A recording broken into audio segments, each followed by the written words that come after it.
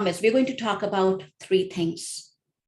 One, why the knowledge of Marma point is important. Where are these points? And that is one thing, okay? And the other thing is, how do they bring the practice alive? And when do we apply the knowledge of Marma? These are some of the things that we are going to work upon or talk about. And as Lizzie mentioned, if a question comes up, send it to Lizzie, or hold on, maybe in the course of conversation, it's already answered. And even if a question is not answered by the end, I feel as a student, I have felt that at times it is beneficial to have some lingering queries. They're kind of like fuel. They help you introspect. They help you have more of self-inquiry. And when the answer comes from within, it just stays with you. So I hope that happens. Marma, when we talk about Marma, we are talking about a couple of things. One is we're directly talking about the subtle body, but the interesting thing is we're talking about the subtle body through the physical body. This is what I love about Marma. Those of you whose cameras are on or who are able to join live, either raise your hand if you have heard about Marma before, or if your cameras are not, you can use the reactions or write in the chat why or no, why or and, if you've heard about Marma points. I see the hand raises. It's wonderful to see that. And okay, and I see some replies in the chat also. That makes it easy. See, the word Marma, I think we cannot go further without explaining the word Marma. The word Marma means something that is vulnerable, something that is sensitive. That is the meaning of the word itself, that which is vulnerable, that which is sensitive. But when we apply this term in context with the yoga practices and Ayurveda, then what it becomes is the point or the region of vitality or of fatality. The word Marma means both vital and fatal. When this knowledge is used in martial arts, that is when we talk about the fatality aspect. But when we talk about it in context with yoga and Ayurveda, literally what Marma points are seats of prana. This is exactly where the prana resides. These are the regions or the points where the prana resides. And what is interesting is we may have heard or learned about Ayurveda, and we may have practiced yoga, and we do that one after the other. Something comes first, and then it builds the curiosity towards, oh, I'm studying Ayurveda, let me know about yoga. Or I'm studying yoga for such a long time, now I'm curious about Ayurveda. And then we learn both these things. And sometimes what becomes even more difficult is how to integrate this knowledge. That I have this knowledge of concepts and terms called doshas and marma or chikitsa therapy. And now I have the knowledge of pranayam and asanas and mudras and mantras. But how do they meet? How do they intersect? How do I integrate? How do I bring it alive in my practice? And that, my dear friends, the bridge is Marma. Why I say that? Because I think we all at some point in our practice have realized it, that yoga is more than physical. And I'm not saying yoga is beyond asanas. Asanas are an integral part, an important point in the practice. What I'm saying is that through our experiences, I think we all have tasted and experienced it, that there is something subtler than the physical body. And truly speaking, when I started learning yoga from my teacher at the age of 18, that the first thing that my teacher shared with me is that when the external practices become internal processes, it is yoga. I will repeat this again. When the external practices become internal processes, it is yoga. And another thing that my teacher shared right in the very beginning is all yoga is subtle yoga. That yoga, truly, when we talk about yoga, we're talking about subtle body. What is subtle body? What is Sukshma Sharira? Subtle body, the language of subtle body is prana. You may have heard about the term prana and maybe different kinds of pranas, prana, apana, samana, vyana, udana. And you may have heard about chakras, nadis, right? Even pranamaya koshas or different koshas. When we use this language, we are essentially using the language of yoga. We are essentially using the language of Ayurveda. The language of yoga is not muscles and bones and joints and ligaments. Not that we are not that. Not that our physical body is not made up of that. It is not a denial. It is just that when we do a practice that we called yogic practice or yoga practice, our focus is the subtle body. Through the subtle body, we are working on the mind. We are working on the emotion. We are trying to reach the self with a capital S. You can call it consciousness. You can call it soul. You can call it realization of the self. We can call it the state of yoga itself. The body is used as a tool. The body is utilized as a tool. If we were to focus upon the subtle body and then use the physical body just as a tool, there would be way less harm in yoga. You may have heard of chakras. Yes, yes, no. All chakras are Marma points. There you go. It is something that you already know through your practices, through your realizations.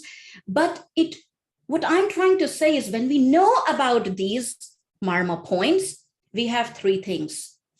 A, we have connection to ourself, to our body, to ourself beyond our body. So that connection to the real self comes through these bridge points. Two, we will have clarity. Why do I say we will have clarity? Sometimes there is a lot of confusion. We hear different people, different practitioners, different traditions, different teachers talking about the same practice in a different way. Let me give you an example because I feel examples make it clear. You may have heard about the practice of alternate nostril breathing, which is commonly also known as Nadi Shodhana and confused with Anuloma Viloma. Okay, but the point is you have heard one of these three terms, either alternate nostril breathing or Nadi Shodhana or Anuloma Viloma. Now there is so much debate or confusion around where to press or which nostril to start breathing from. Do you agree? Some say that hold the nostril here, some say like this, some say use this mudra. There is just a lot of information out there. And my point is that these points bring clarity. Why do they bring clarity? Because they give us a true anchor point. If yoga is subtle yoga, if all yoga is subtle yoga and is the foundation of it is to connect with mind through the emotions, through our prana, and finally guiding us towards self with the capital S, then the connection has to be to the subtle body. And Marma points are like the eyes of the chakras. So think about your subtle body, the subtle body made up of chakras or these mahaprana areas or the seats of pranas, which are chakras, the vortices of energy. And these chakras have nadis, which are called rivers, stretching or emerging out of it, radiating out of it. These nadis, what are they filled with? They are filled with prana. Because what are they emerging from? These pools or vortices of energy, which are the seeds of prana. So of course, what's going to radiate out of them is prana. Where does the prana flows? In the nadi, in the channels. Where these channels end, that is where this subtle energy called prana starts to crystallize. And that point, which is the meeting point between the subtle body and the physical body, is called marma. So marma, all marmas are mini chakras, or all chakras are mahamarmas. Do you get the point? I mean, literally the point, right? We're talking about the point here. And when I say Marma point, actually, it's very redundant. It's like saying chai tea latte. It's like saying naan bread, because the word Marma itself means point. I'm just saying it in a way to make it clearer or closer, but really the word Marma itself means a point, a site, or a region. So we don't need to say Marma points, but I wanted to make sure that I clarify this so that it doesn't lead to a ripple effect of something that we say two times at the same time. So marmas are the bridge point between the subtle body and the physical body, one. Two, marmas are directly connected to the chakras through the nadis. What flows in the nadis? Prana flows in the nadis. When we talk about coming back to Anuloma Viloma or Nadi Shodhan or alternate nostril breathing, that we always talk about two nadis, isn't it? Ida and Pingla, or lunar and solar, left and right. Left is cooling, right is heating. And when we are doing alternate nostril breathing, we are letting the prana alternate between heating and cooling. And this has a tonifying effect or a cleansing effect or a calming effect, depending upon what is the ratio, which nostril do we begin the practice from, which nostril do we end the practice from, and are we alternating it rhythmically, which means left, right, or are we alternating it left, left, left, right, right, right, and so many combinations. But the whole point is, my dear friends, where do we press? So I want you to try this. Fold the first two fingers of your dominant hand in the center of the palm. Now keep your thumb and the last two fingers in the notch of the eye, bridge of the eye. Now slowly start sliding your finger and thumb down very slowly. Feel this bone. Now stop at the point where this nasal bone meets the soft cartilage. You will feel that. Do you feel that point? Now stop here. That is the point to press, because that is the ending point of the two nadis, Ida and Pingala, and Marma point are at the end of the nadis.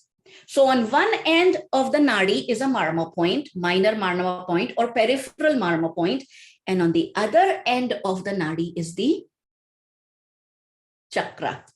On one end of the nadi is the Marma point connecting to the physical body. On the other end, it is a point connecting to the chakra directly into this, plugging into the subtle body. Does it bring some clarity? So when we do Nadi Shodhan, it is not related to it is not related to respiration, inhalation, exhalation. It is related to inspiration, expiration. It's related to subtle body. It is a subtle body term, Nadi Shodhan, not nostril Shodhan, right? It is not nasal Shodhan, it is Nadi Shodhan. The term that is used is a subtle body term, right? Does it make sense? So when you press at these 2 points alternately, rhythmically, depending upon what is your goal, tonifying the nervous system or calming the nervous system, calming the mind, or cleansing the nadis, depending upon that, the rhythm changes or the sequence changes.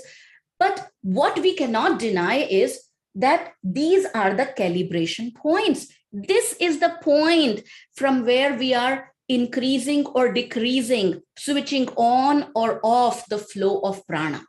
Not just that, these are the points where there is the real activity happens, whether you are in yoga for health benefits or some therapeutic benefit. These are the very points which are the calibration point of the doshas. These are the points where the prana solidifies as earth, liquefies as water, radiates as fire, diffuses as air. These are the very points where the prana changes into elements, and the element changes into doshas, and the doshas changes into tissues which form the body. So if we really want to make a tangible change in our physical body or state of mind or state of prana, these are the points to connect with. This is the real point of activity. Now, what that will bring is it will promise clarity. It will promise connection to the subtle body and clarity about, oh, this is where I need to focus upon. Maybe someone is not able to use a mudra for whatever reasons. Maybe there is stiffness in the hands. Maybe there is tension in the hands. Maybe the person is not right-handed, but left-handed. There could be so many reasons. Even then, we can keep our eyes open or closed and connect to these 2 points.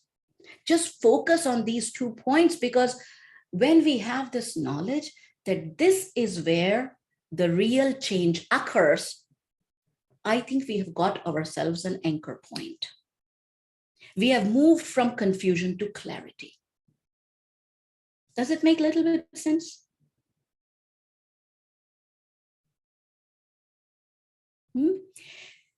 The other thing is, when we talk about yoga, we talk about yama, niyamas, asana, pranayam, pratyahara, dharana, dhyana, samadhi. What if I say that really these are the points of truth? These are the points of non-violence. This is the first 2 steps in yoga, isn't it? The first 2 yamas, truth and non-violence. Truth, because it connects us to the subtle body, which is a bridge between the physical and the causal body, external and the internal. The in-between layer is a subtle body. So that is the truth of yoga.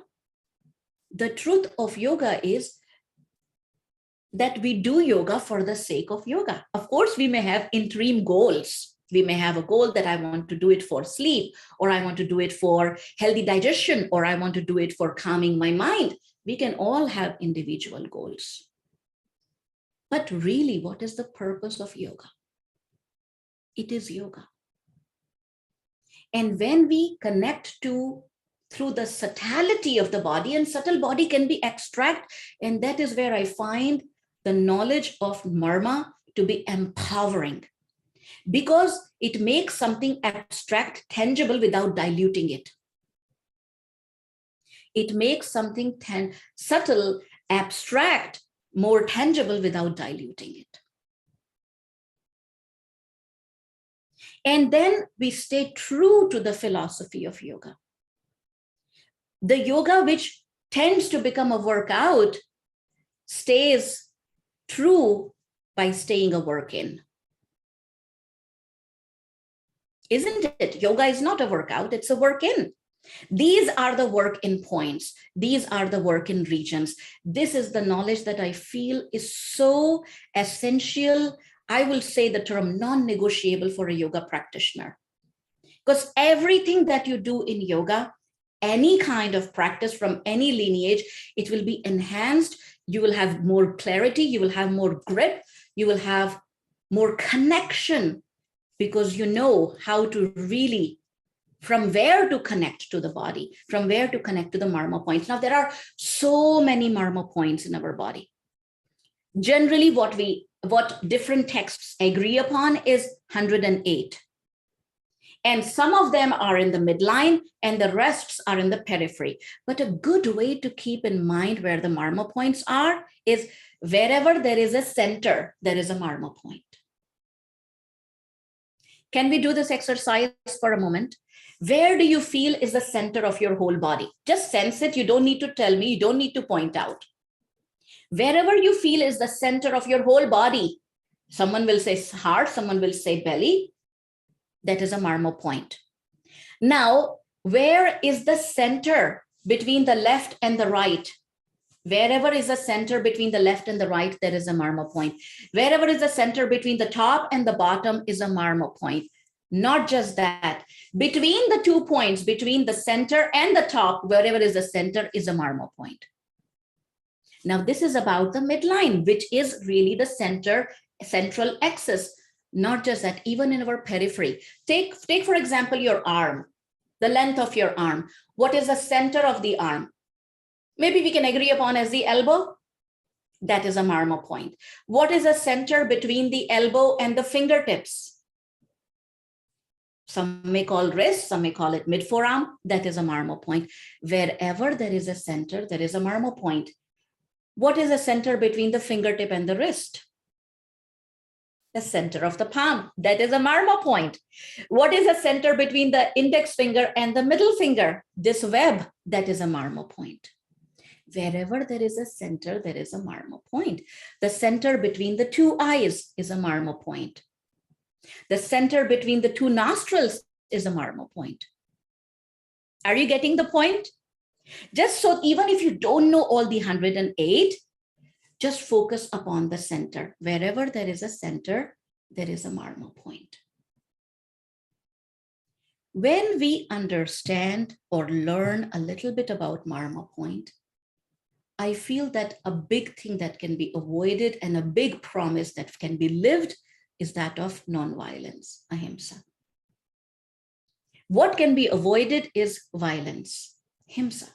So many times I have seen practitioners pushing themselves, trying to twist, trying to touch the toes, trying to twist in a way, trying to balance, using all kind of props, using all kind of strength, and at times harming themselves, because we think that only when I touch the toes, I will achieve the goal of yoga. We forget that it is in the process that all the unfolding and the unveiling lies. It is not in touching the toes, but I feel that if we gain the knowledge of Marma, we will not worry about touching the toes, because then we won't have that picture in our mind that it is about the fingertips touching the toe tips. If yoga is to be practiced through the subtle body, and in our subtle body, we are all the same.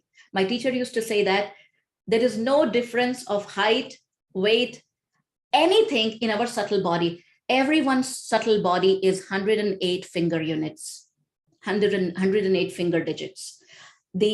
Everyone's subtle body is 108 finger digits. In our physicality, we could be Vata, Pitta, Kapha. We could be large bodied, we could be slim, which could be tall, which could be short, whatever adjectives we want to use. But in our subtle body, we are all the same. And if we practice yoga, keeping in mind the subtle body, we would not harm, because then we would not live in this illusion and wrong idea that it is in touching the toes or it is in a perfect twist that I'm practicing yoga.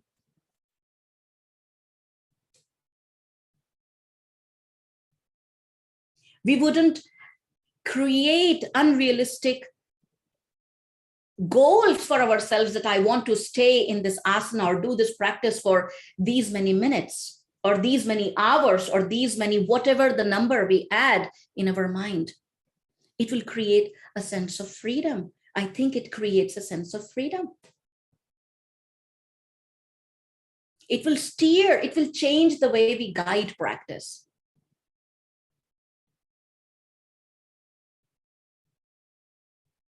It will change the way we guide practice. It will change our understanding of certain practices. Let me give you another example, because I feel examples bring us closer.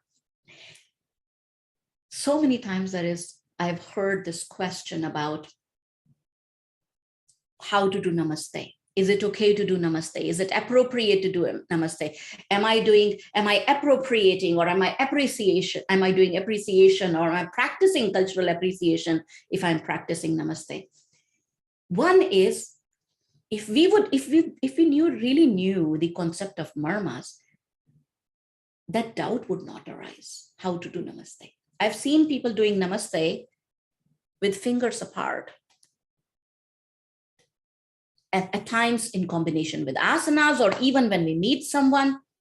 If we understand that the meaning of the word Namaste is a greeting, a humble greeting, automatically our fingers would be relaxed instead of stiff and spread out.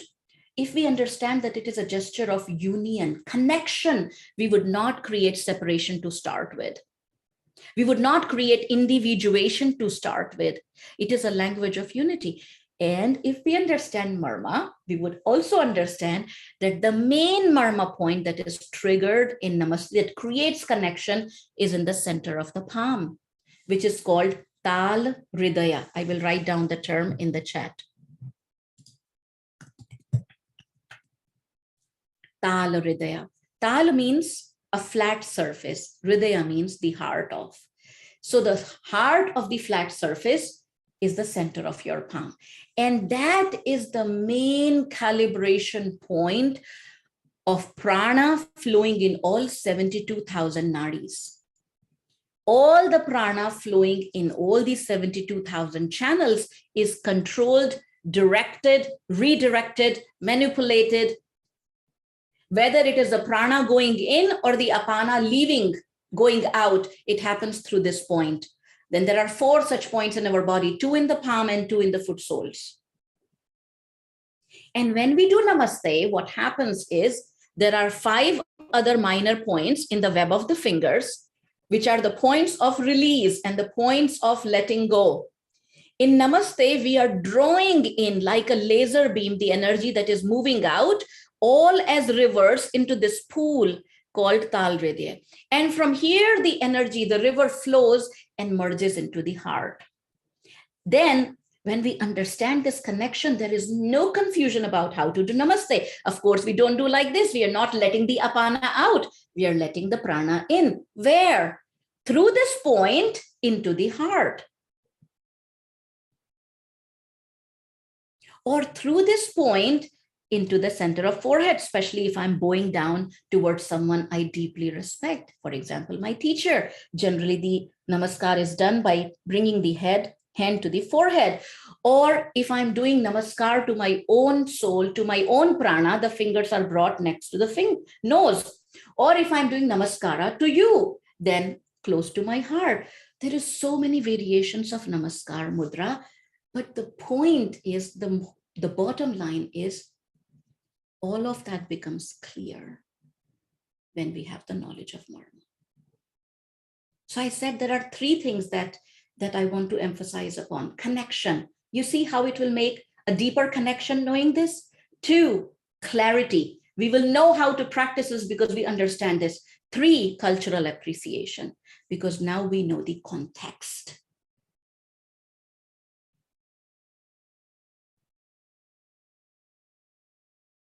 Everything, talk about asana, pranayam, mantra, mudra, meditation, everything can become so much more clearer, and we can have a clear connection bridge to it because we understand Marma. May I give you one more example that's coming to my mind related to Marma? It's related to an asana, which is commonly translated as a cow face pose. Have you heard about that? Cow head pose or cow face pose? And the Sanskrit name for it is Gomukh Asana. Now, sometimes, so many times I've seen, again, people, sometimes when we look at an image, whether it's in a book or we watched a video or we are seeing someone demonstrating, we see that, oh, the knee is over knee. And then sometimes we think, oh, the feet are maybe the ears of the cow. Or the way the elbow is raised up, maybe that is the ear of the cow. Or maybe the knee over the knee is the head of the cow. We make all kinds of interpretations. What if I tell you it has nothing to do with cow? Not that the cow is not holy and yoga is not holy, so that makes a connection, but it is actually connected to a place in India. Gomukha, the word Gomukha is a place in India, in northern India, which is the birthplace of the river Ganges. It is the birthplace of the river Ganges. Now, how is that connected to our body and asana? Here comes the Marma point. Are you ready? So there are 4 Marma points, 2 in the upper mid arms and 2 in the mid thighs. And the name of these Marma points are, I will write down in the chat.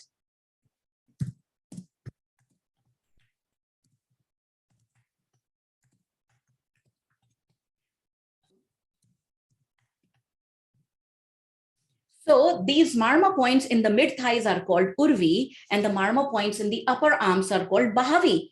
And what do these Marma points control? They control the flow of lymph, the lymphatic drainage. They control water metabolism. Do you see now how they are connected to culturally, how it connects to the river Ganges, the birthplace of the river Ganges, and how it flows and how it connects to our body? for the flow of the liquid prana of the fluids in the body. Now, if we had this knowledge, our focus would not be to look like a cow. One. Two, then we won't have the cultural appropriation that now we think of it as a cow and then we build narratives around it, which is not even connected to anything related to this. And the other thing that will not happen is we will stop pushing ourselves, the knee over the knee and press down and elbow raised up. Where will be our focus? Our focus will be the mid thighs and upper arms. That's it. Now see again, mid thighs and upper arms is between shoulder and elbow. Wherever there is a center, there is a, say it, marma.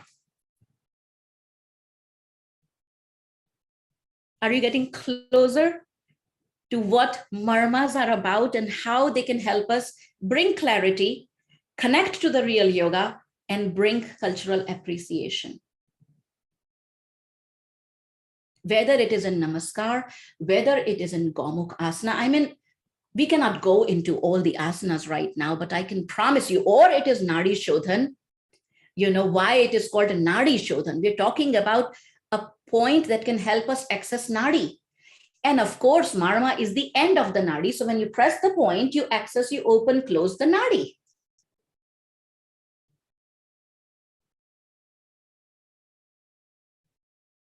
So I gave you an example of a Shatkriya, a pranayam, Nadi Shodhan, an example of asana, an example of mudra. Let me give you another example, which is related to wearing mala. That this also brings clarity and connection and cultural appreciation when we understand marma. And through that, it becomes clear how to wear a mala. Or how to hold a mala when you're doing the japa. When you wear a mala around the neck, a lot of times I see the tassel in the front, isn't it? I see this tassel in the front almost as if it is a pendant. What if I say that this tassel in the mala represents our 72,000 nadis? Those threads represent our nadis. And the 109th bead, which is called the Guru bead, which keeps the tassel together, that is actually a marma that holds the whole nervous system together. And when we wear, actually the tassel should not be worn in the front. Where should it be worn? At the back of the neck. Why should it be worn at the back of the neck? Because where the Guru bead or that 109th bead or the main bead holding the mala together rests is a marma. So that is a marma, and that marma connects to the subconscious mind. That marma connects to the throat center of consciousness, Vishuddhi chakra, and at the back, it becomes an access point to that marma, to that mahamarma, and in the back of the neck, the minor marma that connects through the river into the throat center of consciousness. And after the japa or after the chanting or recitation, or even if you're wearing a mala for balance of doshas or for sacredness, when that point connects to that marma point, what we are doing is transferring all that mantra energy into your mind. Versus when we wear it here, it's like opening up.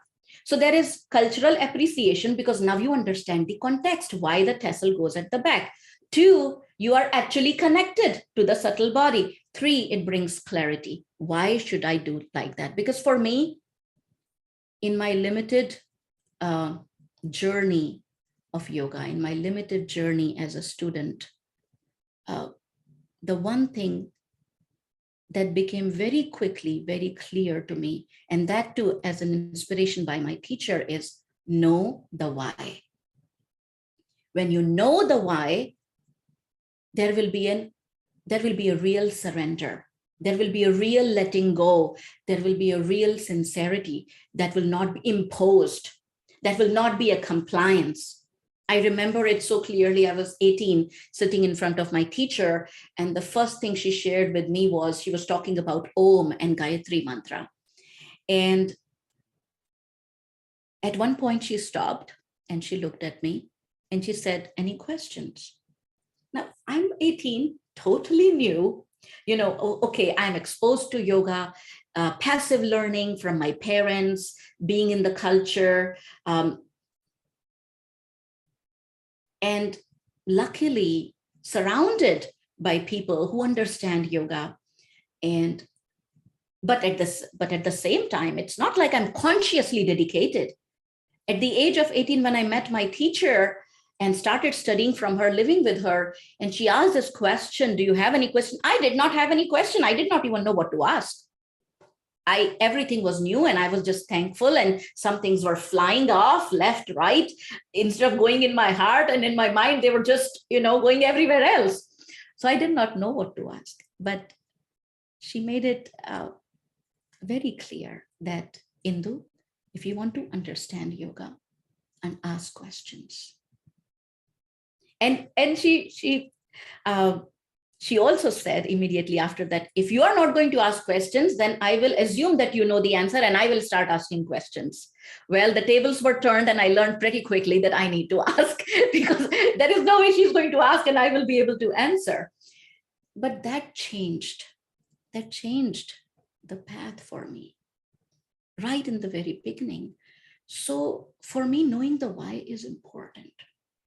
Even if why leads me to the point that there is only as much I can understand with my logic, there is some things that I will have to realize instead of understanding. Even if that is the why, there has to be a why. Because when we stop asking questions, we simply accept, we start complying, and I feel that leads to that ripple effect leads to appropriation, because we don't know. And then we start building up narratives, or sometimes we feel that if I ask a question, I might offend. I think that it is important to ask. One of our superpowers as human beings is the curiosity that we are born with.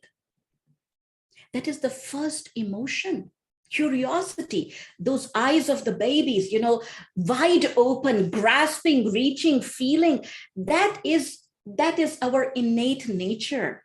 And I feel that when we lose that leads to ignorance, that leads to appropriation, that leads to everything else.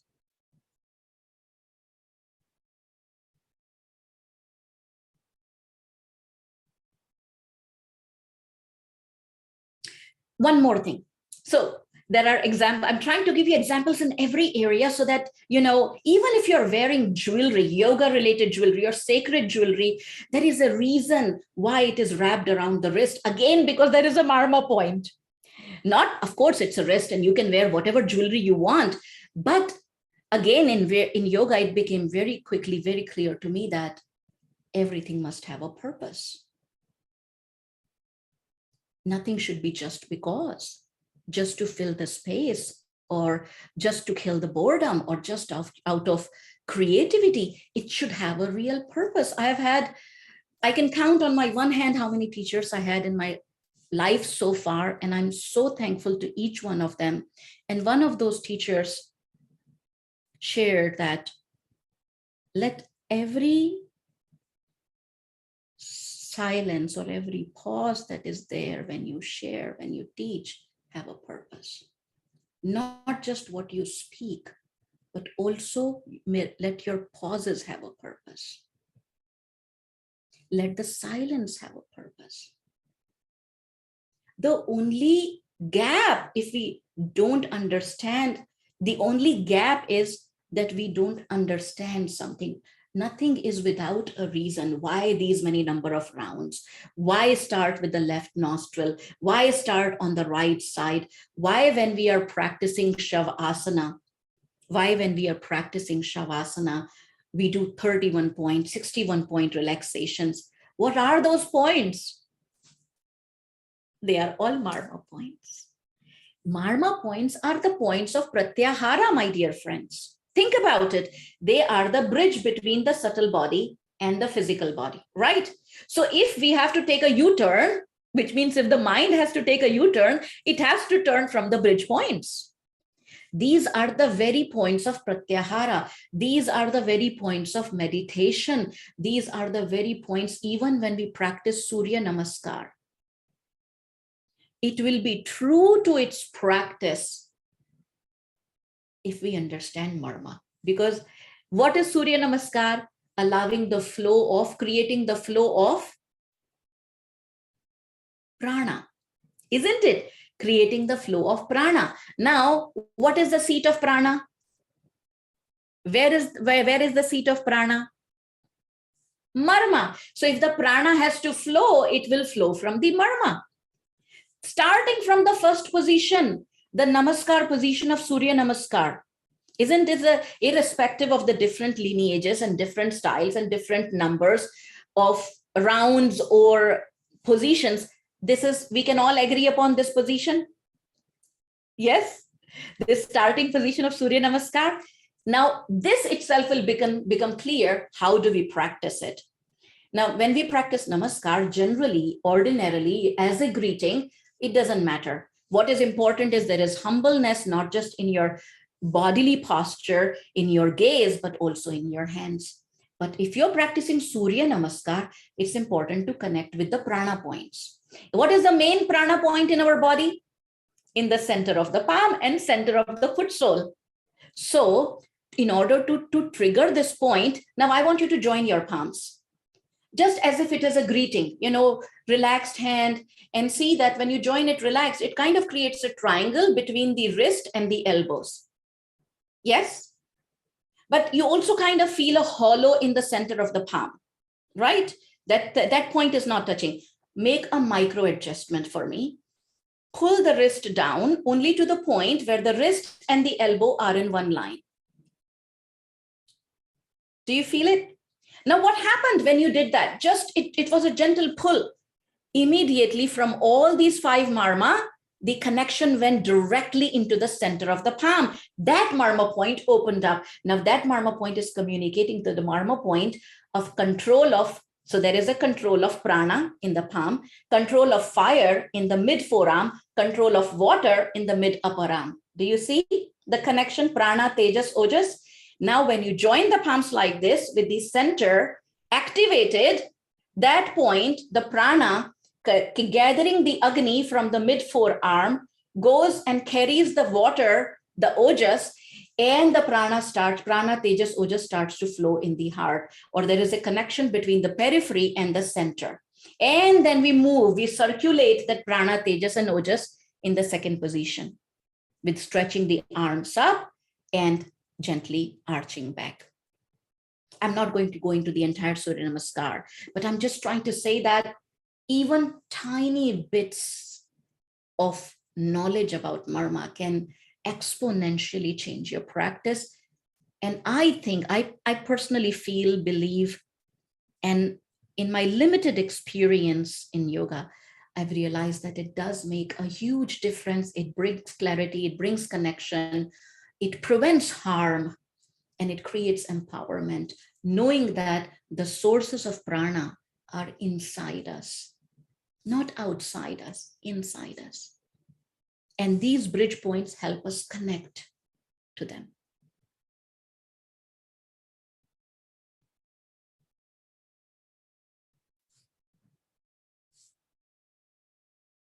How is it going so far for you?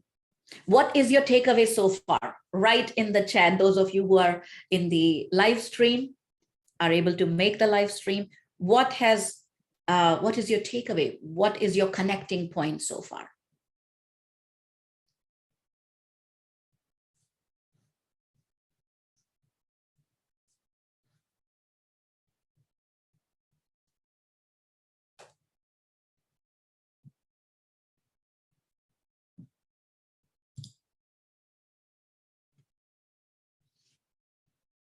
I see your responses coming in, connecting the dots. Marmas are the bridges. Focus introduces balance.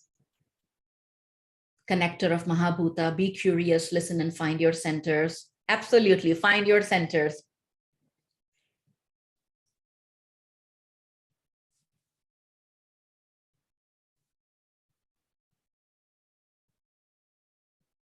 I really appreciate you all sharing. However, one thing that I would add is sometimes when we learn about something new, or we come to know about something that we have not known so far, sometimes apart from inspiration and empowerment, what it can also create is a little bit of overwhelm. What it can also create is a little bit of disappointment. Why I did not know this so far? Why I have not been taught this so far? I just feel that no matter where we reach in yoga, we will still have this thing that why I did not know this so far. It doesn't matter. There are so many things we don't know. What is important is, am I staying curious? My teacher used to say that one way to know that you are progressing on the path is if the meaning of the same word has changed with time. If the meaning of the same word has changed with time for you, you are progressing. If the word has become stagnant, then our understanding also has become stagnant. That is important. And overwhelm comes when we want to know everything. No, we understand in stages, my dear friends. We all understand and learn in stages. The first stages of learning, at the time when you're learning, is not always the same time when we are understanding. At the time of understanding is not the same time when we are practicing. The time of practicing is not always the same time when we are realizing. These are stages, and we have to honor every stage. We cannot force that a bud has to bloom right now into a flower and has to become the fruit right now. It takes time. Just like nature, we must honor this natural progression that happens in stages. And accept the overwhelm. Don't fight it. Whenever we will learn something new, some part of it may create confusion. But I feel that the branding of confusion is too weak and the branding of clarity is too much. That we give way too much importance, way less importance to confusion. We don't realize that confusion is the pathway to clarity. It shows that we are thinking something. It shows that we are weighing something, we are analyzing something. If we won't even have confusion, how will we reach to the point of clarity? So welcome clarity, welcome this overwhelm, and give yourself lifetime or many lifetimes to understand yoga. Give yourself the time. I remember when I was 18 and my teacher was teaching me about concepts of pranas, just the 5 pranas.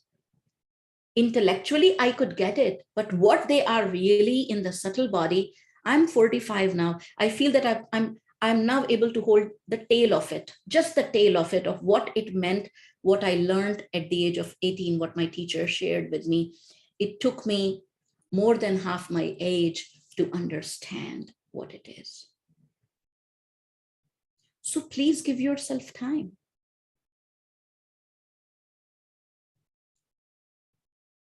Okay, if you have any questions, send them to Lizzie. And what we are going to do is, if you have the Marma stick or a pen or a pencil, just bring it up. We are going to do a short practice that you can do every day. You remember the main prana control point is in the palm. You can do this practice with the feet or with the hand, either or. So hold a pen or a pencil and use the blunt side of it, the soft side of it. And the first thing that we are going to do is work on this Marma point. Or if you don't have a pen or pencil, use your thumb. What we are going to do is simply touch this Marma point called Tal Hridaya and palpate it 10 to 15 times. Press, release, press, release, press, release, 10 to 15 times. You can do it with your thumb. Maintain the contact throughout the palpation. You're not releasing contact. Maintain the contact 10, 15 times. Once you do that, Then whatever is the pointer side of the pen, pencil, or the marma stick, place it in the web of the finger. It doesn't matter which one. And then give a press which you feel is comfortable and a little bit deep. So press, hold for a few seconds, release, go to the other point, press, hold for a few seconds, release, press, hold for a few seconds, release, and finally the web between the index finger and the thumb. Press, hold, release. And now using the same pointer side, come to the center of the palm and now start drawing concentric circle representing the flow of the prana in the nadis, moving outward from the center to outward, stopping at the point in the web of the index and thumb, index and middle, middle and ring, ring and little. This is the step number 3. Step number 4, now hold the pen or pencil or marma stick vertically and rub between the wrist and the fingers and wrist and the fingers and wrist of the fingers.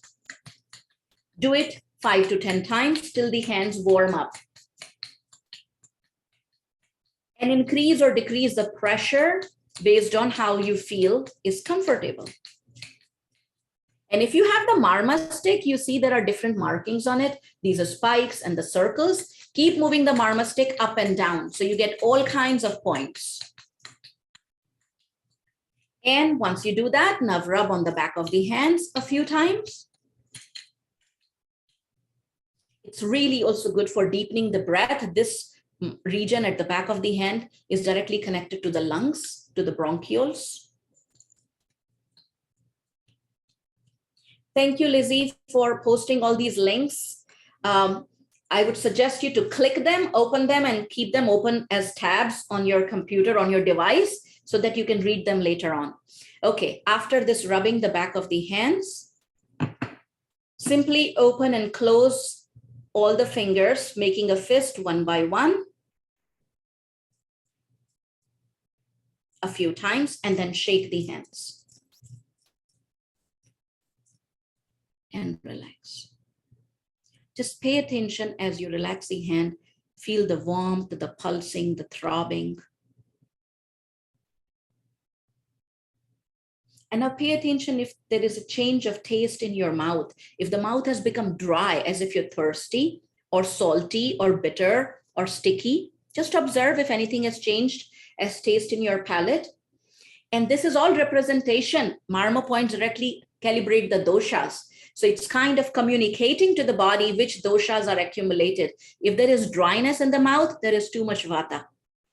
If there is saltiness, sourness in your palate right now, too much pitta.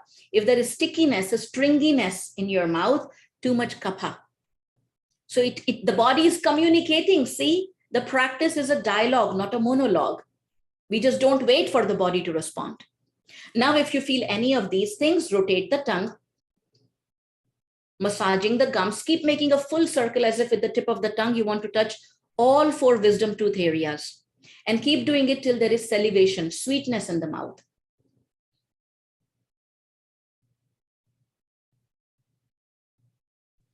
That is it. Now the practice is complete. Now, if you hold your hands in this mudra, join the index finger pad with the thumb pad and rest your hands on the knees or mid-thighs, palms facing up, completely relaxed. No tension in the fingers, relaxed. You may feel a pulsation like heartbeat between index finger and thumb.